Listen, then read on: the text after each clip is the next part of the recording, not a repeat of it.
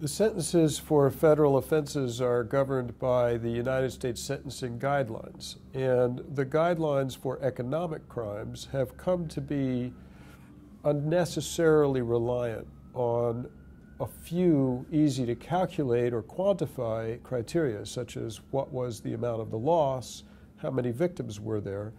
But there's come to be a recognition that a more nuanced and subtle evaluation of culpability would be much more helpful in setting appropriate sentences for economic crimes. So the current guideline has been described by various judges in terms such as patently absurd on their face, a black stain on common sense, of no help. They routinely call for sentences of life without possibility of parole for first-time nonviolent offenders. They make no distinction between those who actually get the proceeds of a crime and those who do not. And the Sentencing Commission has recognized a need to reform that guideline.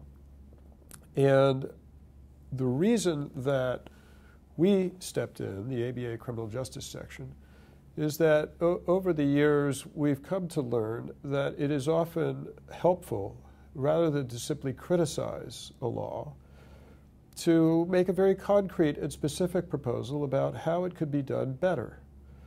And so the ABA Criminal Justice Section in April of last year formed what we've called the Task Force on the Reform of Federal Sentencing for Economic Crimes.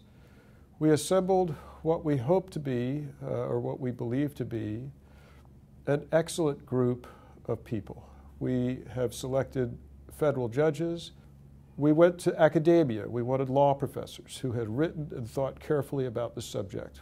We then reached out to the Department of Justice. We're very gratified that they sent their ex officio member of the commission, Jonathan Wroblewski, to serve on our task force as an observer. We also reached out to other organizations that were interested, the National Association of Criminal Defense Lawyers, the Federal Defenders, the Families Against Mandatory Minimums, and we have liaisons or representatives from those organizations.